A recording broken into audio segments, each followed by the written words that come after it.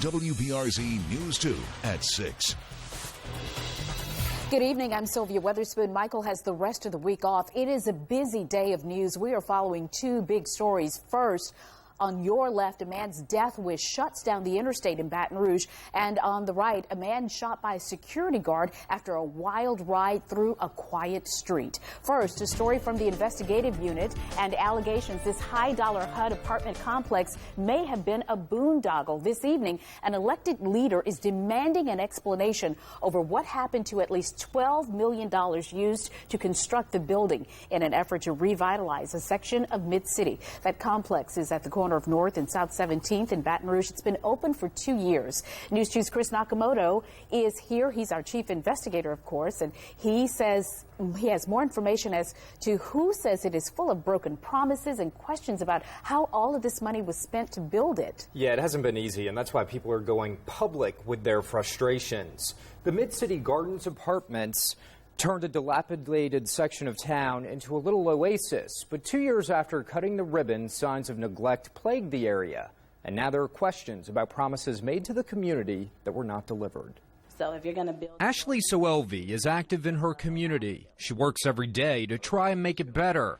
So when she got the opportunity to live in an urban neighborhood, she jumped at the chance. So as a young black professional, it is very important for me to come back to my community, live here, and do the same.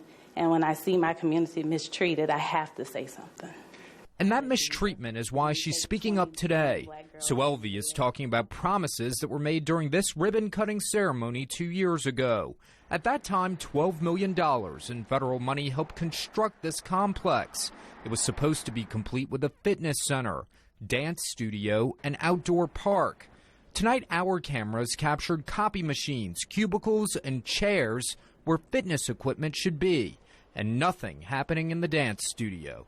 I thought I was coming home to live in an urban neighborhood and volunteer when I walk out of my house, but instead that's not even available to me.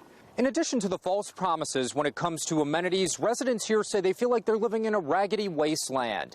I'm nearly 6 feet tall, and take a look. The weeds surrounding this complex are way taller than me. And that's not all. The brand new building is surrounded by what has become a dump site. Tires, old couches, and trash litter the property.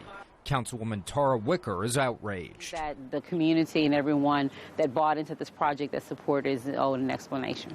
We went looking for answers inside the front office, but were directed to the Louisiana Housing Corporation. Wicker says she has not been able to get a straight answer from them. Who's in charge? Who do we ask the right questions to? And who's going to actually hold true to the promises that they made to the community? As for residents like Soelvi, she believes people at the highest levels of government responsible for using your tax money should be held accountable for this mess. That everybody won't keep quiet, that some of us actually do care about our community, and some of us are actually willing to stand up and say something, and this is not right. It's not fair to taxpayers, and it's not fair to these tenants, and it's definitely not fair to Mid-City community.